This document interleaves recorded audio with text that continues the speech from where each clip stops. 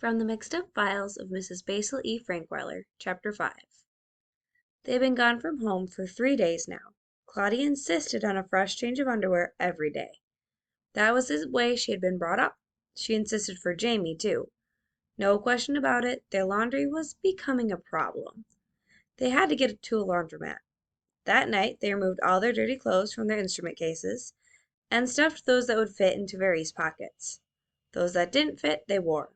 A double layer of clothes never hurts anyone in winter, as long as the clean ones are worn closest to the skin.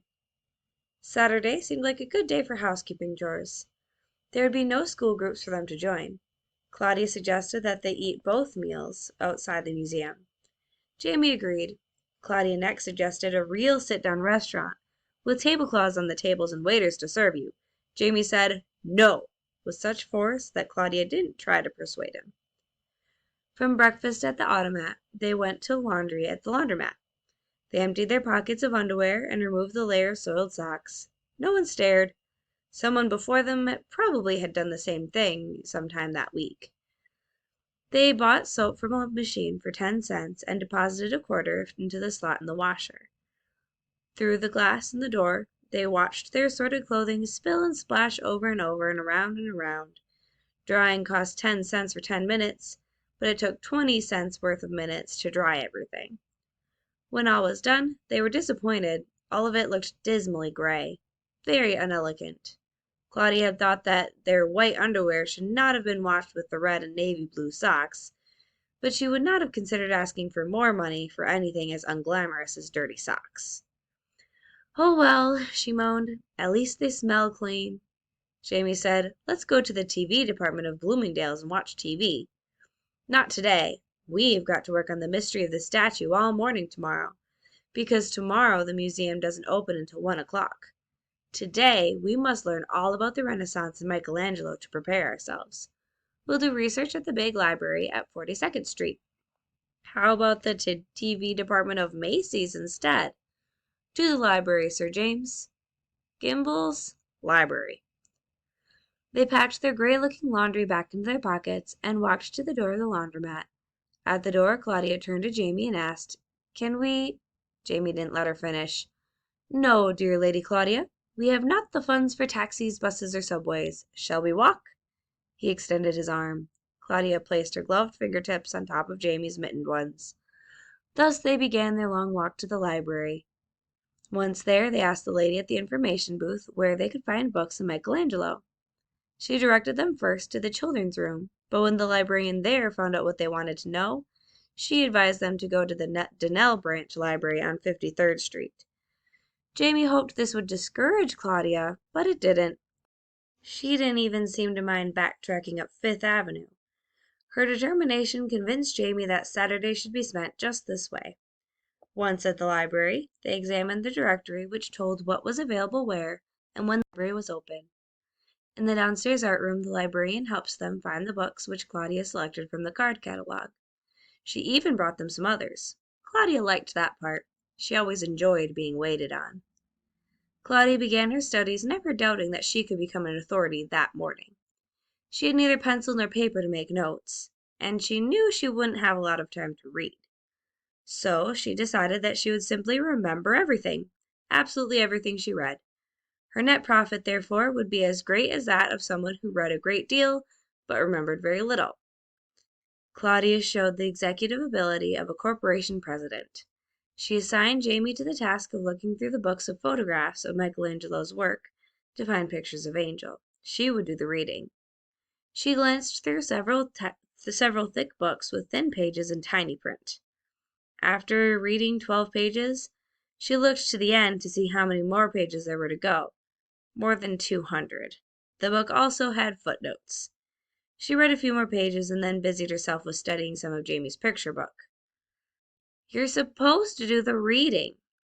"I'm just using these pictures for relief," Claudia whispered. "I have to rest my eyes sometime." "Well, I don't see any pictures that look like that statue," Jamie sighed. "Keep looking. I'll do some more reading." A few minutes later, Jamie interrupted her. "Here he is," he said. "That doesn't look anything like the statue. That's not even a girl," Claudia said. Of course not. That's Michelangelo himself. Claudia replied. I knew that. 2 minutes ago you didn't. You thought I was showing you a picture of the statue. Oh, I meant, well, there's his broken nose. She pointed to the nose in the picture. He got into a fight and had his nose broken when he was a teenager. Was he a juvenile delinquent? Maybe they do have his fingerprints on file. No, silly, Claudia said. He was a hot-tempered genius. Do you know he was famous even when he was alive? Is that so? I thought that artists didn't become famous until after they're dead, like mummies. They studied a while longer before Jamie's next interruption. You know, a lot of his works were lost. They say lost in parentheses under the picture. How can that be? A statue isn't something like an umbrella that you leave in a taxi and lose. That is, those people who actually ride taxis, something you wouldn't know about. Well, they weren't lost in taxis. They were lost track of. What kind of sentence is that? Lost track of?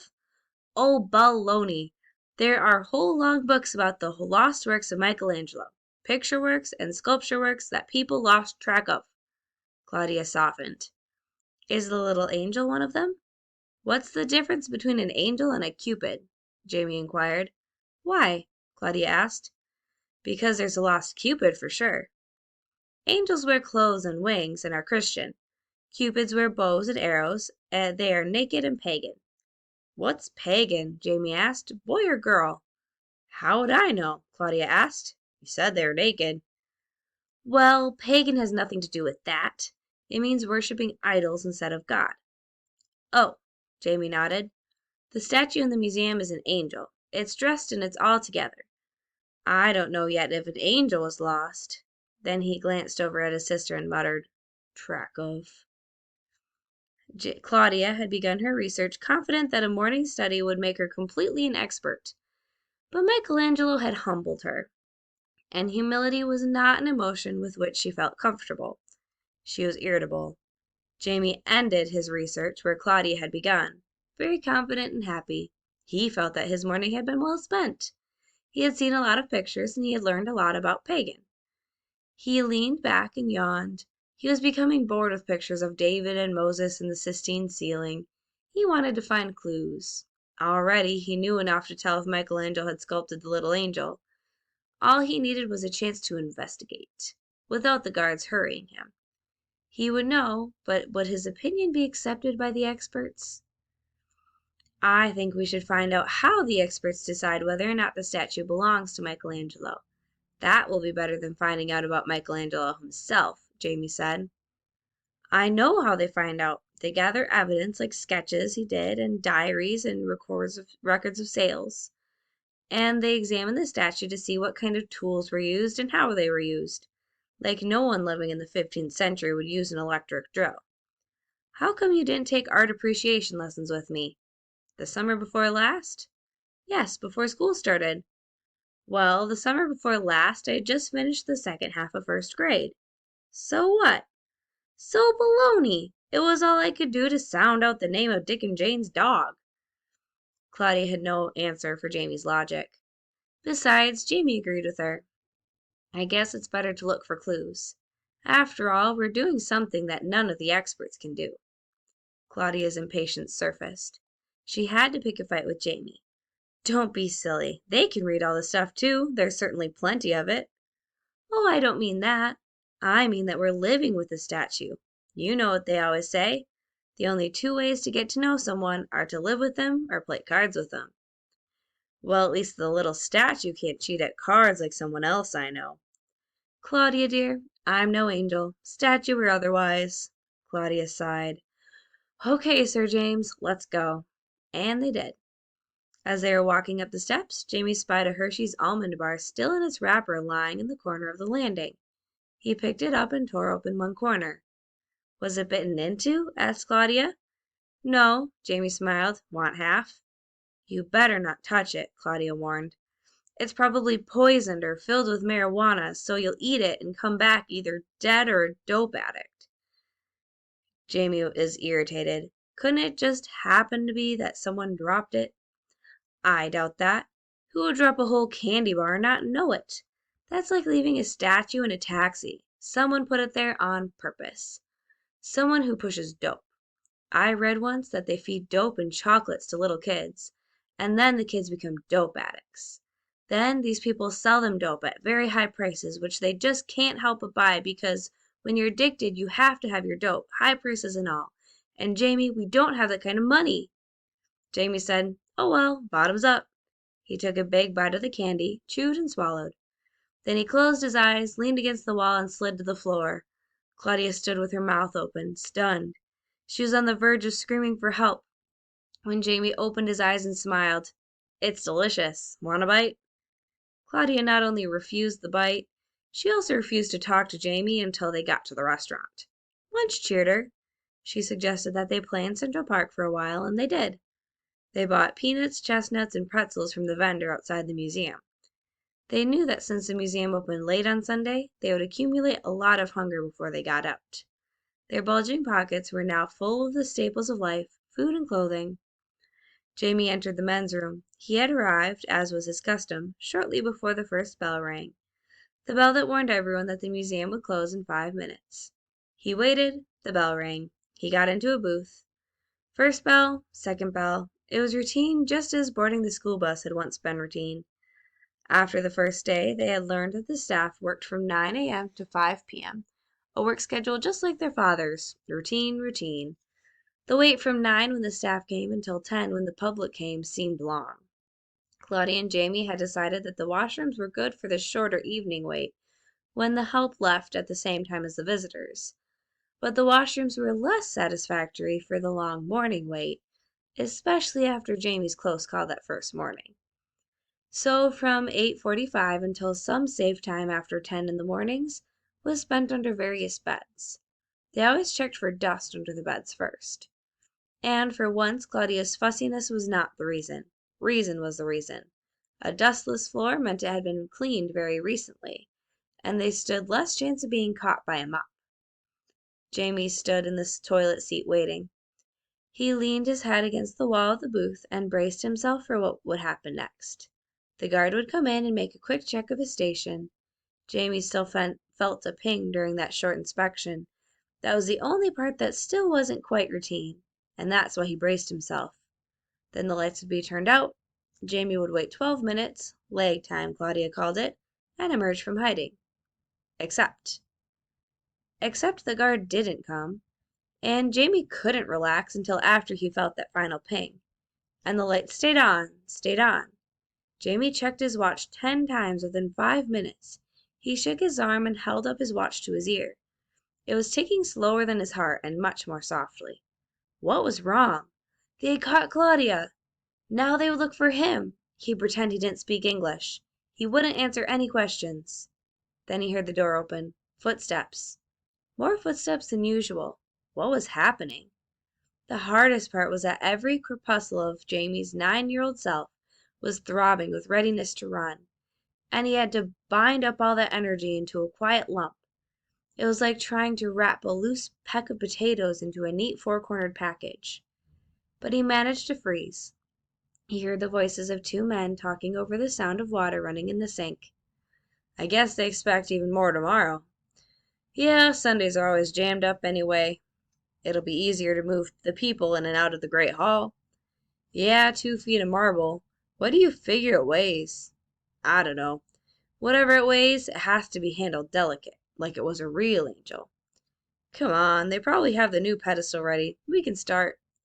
"Do you think they'll have as many people as they had for the Mona Lisa?"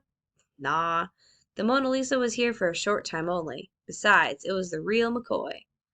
"I think this one's—" The men laughed, turning off the lights as they did so. Jamie heard the door close before he melted. Legs first. He sat down on the seat as he allowed the familiar darkness as well as a new realization to fill him. They were moving Angel. Did Claudia know? They wouldn't have women moving the statue. There would be no one in the ladies' room washing up. Who would give her the information? He would. By mental telepathy. He would think a message to Claudia. He folded his hands across his forehead and concentrated. "Stay put, Claudia, stay put, stay put, stay put, Claudia, stay put." He thought that Claudia would not approve of the grammar in his mental telegram. She would want him to think stay in place. But he didn't want to weaken his message by varying it one bit. He continued thinking, stay put. He must have thought stay put exactly hard enough, for Claudia did just that. They never knew exactly why she did, but she did. Perhaps she sensed some sounds that told her the museum was not yet empty. Maybe she was just too tired from running around in Central Park. Maybe they were not meant to get caught. Maybe they were meant to make the discovery they made. They waited for miles and miles of time before they came out of hiding. At last they met in their bedroom. Claudia was sorting the laundry when Jamie got in there. In the dark, mostly by feel. Although there is no real difference between boys' stretch socks and girls', neither ever considered wearing the other's. Children who have always had separate bedrooms don't. Claudia turned when she heard Jamie come up and said, "They moved the statue." "How did you know? Did you get my message?" "Message? I saw the statue on my way here. They have a dim light on it, so I guessed so that the night guard won't trip over it." Jamie replied, "We're lucky we didn't get caught." Claudia never thought very hard about the plus luck she had. She concentrated on the minus luck. "But they held us up terribly. I planned on taking our baths tonight. I really can't stand one night more without a bath." "I don't mind," Jamie said. "Come along, Sir James, to our bath. Bring your most elegant pajamas. The ones embroidered in gold with silver tassels will do." "Where, dear Lady Claudia, dost thou expect to bathe?" "In the fountain, Sir James, in the fountain."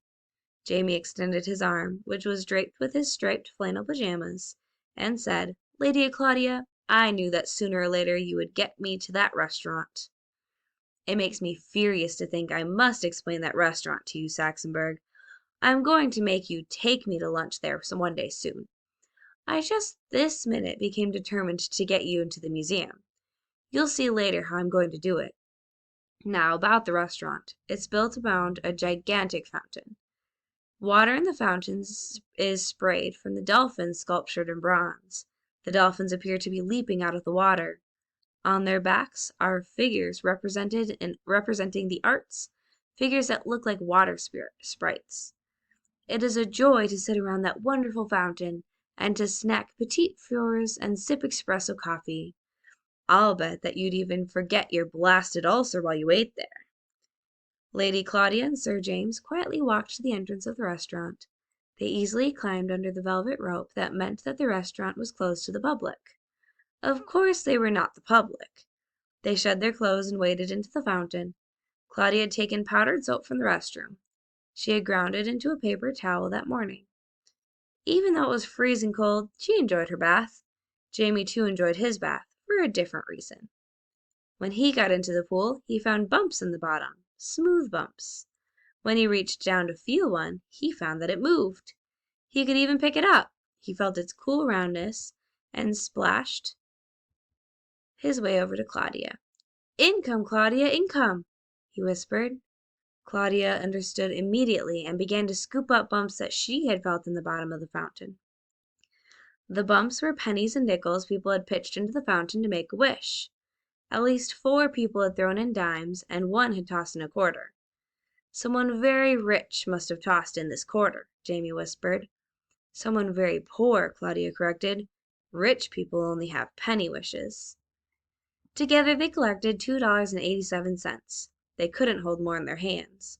They were shivering when they got out. Drying themselves as best as they could with paper towels, also taken from the restroom, they hurried into their pajamas and shoes. They finished their preparations for the night, took a small snack, and decided it was safe to wander back into the great hall to look again at their angel. "I wish I could hug her," Claudia whispered. "They probably bugged her already. Maybe that light is part of the alarm. Better not touch. You'll set it off." "I said hug, not bug. Why would I want to bug her?" "That makes more sense than to hug her." "Silly. Shows how much you know. When you hug someone, you learn something else about them. An important something else." Jamie shrugged his shoulders. Both looked at Angel a long time. "What do you think?" Jamie asked. "Did he or didn't he?" Claudia answered. A scientist doesn't make up his mind until he's examined all the evidence. You sure don't sound like a scientist. What kind of scientist would want to hug a statue? Claudia was embarrassed, so she spoke sternly. We'll go to bed now, and we'll think about the statue very hard. Don't fall asleep until you've really thought about the statue and Michelangelo and the entire Italian Renaissance. And so they went to bed. But lying in bed just before going to sleep is the worst time for organized thinking. It is the best time for free thinking. Ideas drift like clouds in an undecided breeze, taking first this direction and then that. It was very difficult for Jamie to control his thoughts when he was tired, sleepy, and lying on his back. He never liked to get involved just before falling asleep, but Claudia had planned on their thinking, and she was good at planning, so think he did. Clouds bearing thoughts of the Italian Renaissance drifted away. Thoughts of home, and more thoughts of home, settled down. Do you miss home? He asked Claudia. Not too much, she confessed. I haven't thought about it much. Jamie was quiet for a minute. Then he said, We probably have no conscience. I think we ought to be homesick. Do you think Mom and Dad raised us wrong? They're not very mean, you know. Don't you think that should make us miss them? Claudia was silent. Jamie waited. Did you hear my question, Claude? Yes, I heard your question. I'm thinking. She was quiet a while longer. Then she asked, Have you ever been homesick? Sure. When was the last time? That day Dad dropped us off at Aunt Zell's when he took Mom to the hospital to get Kevin.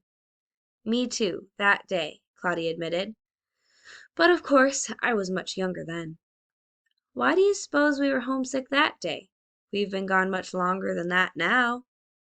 Claudia thought, I guess we were worried. Boy, had I known then that she was going to end up with Kevin, I would have known why we were worried.